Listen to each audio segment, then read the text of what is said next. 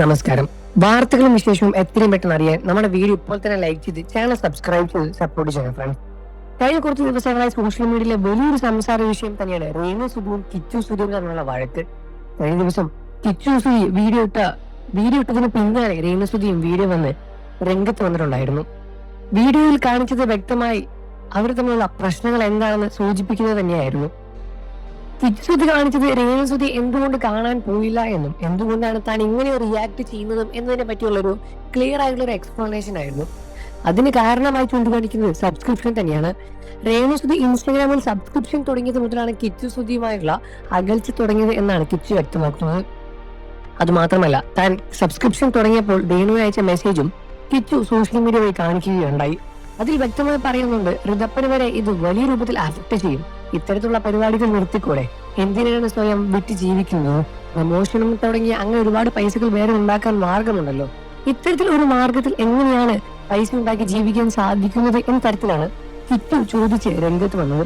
ഇതിന് മറുപടിയുമായി രേണു സുധിയും രംഗത്ത് വന്നു. രേണു പുറത്തുവിട്ട വീഡിയോ ഇങ്ങനെയായിരുന്നു. താൻ കിച്ചുവിനോട് ഇതിനെപ്പറ്റി സംസാരിച്ചതാണെന്നും ഇത് ചോദിച്ചതാണെന്നും അപ്പോൾ കിച്ചു ഗുഡ് എന്ന് പറഞ്ഞാൽ തന്നെ പ്രോത്സാഹിപ്പിക്കുകയായിരുന്നു എന്നാണ് രേണു സുധി വ്യക്തമാക്കിയത്. സോഷ്യൽ മീഡിയയിൽ അമ്മയും മകനും തമ്മിലുള്ള വഴക്കിന് അന്ത്യമില്ല എന്ന് തന്നെയാണ് മനസ്സിലാക്കുന്നത്. അർബുദം ബാധിച്ച് ഒരുപാട് നാളുകളായി ചികിത്സയിലാണ് രേണു സുധി. കീമോതെറാപ്പിയിൽ തുടങ്ങിയ വലിയ രൂപത്തിലുള്ള ചികിത്സാ മാർഗം തന്നെയാണ് രേണു സുധിക്ക് മുന്നോട്ടുള്ളത്.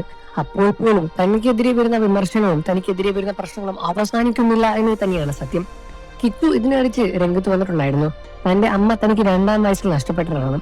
പിന്നീട് താൻ അനുഭവിച്ച കാര്യങ്ങളെ പറ്റിയും അതേപോലെ തന്നെ രേണു സുധിയുടെ ഇത്തരത്തിലുള്ള പ്രവർത്തികൾ തന്നെ അനുഭവിപ്പിക്കുന്ന കാര്യങ്ങളെ പറ്റിയുമെല്ലാം കിച്ചു സംസാരിച്ച് രംഗത്ത് വന്നു. കിച്ചുവിനെ സപ്പോർട്ട് ചെയ്തും വിമർശിച്ചും ഒരുപാട് പേരും രംഗത്ത് വരുന്നുണ്ട്. ഇത് രേണു സുധിയുടെ ഭാഗത്ത് തെറ്റാണെന്നും രേണു സുധിയുടെ ഭാഗത്ത് ശരിയാണെന്നും പറഞ്ഞു വരുന്നും ആളുകളും ഒരുപാടുണ്ട്. നിങ്ങൾ ആരെയാണ് സപ്പോർട്ട് ചെയ്യുന്നത്? നിങ്ങൾക്ക് രേണു സുധിയാണോ കിച്ചുവിനെയാണോ കൂടുതൽ ഇഷ്ടമെന്ന കാര്യം വീഡിയോയ്ക്ക് താഴെ കമന്റ് ചെയ്ത് പറയുക. രേണുവിന്റെ അസുഖം എത്രയും പെട്ടെന്ന് മാറാൻ വേണ്ടി പ്രാർത്ഥിച്ച് രംഗത്ത് വരിക. നിങ്ങളുടെ അഭിപ്രായം താഴെ കമന്റ് ചെയ്ത് പറയാൻ മറക്കല്ലേ ഫ്രണ്ട്സ്. വാർത്തകളും വിശേഷവും എത്രയും പെട്ടെന്ന് അറിയാൻ നമ്മുടെ വീഡിയോ ലൈക്ക് ചെയ്ത് ചാനൽ സബ്സ്ക്രൈബ് ചെയ്ത് ഇപ്പോൾ തന്നെ സപ്പോർട്ട് ചെയ്യുക.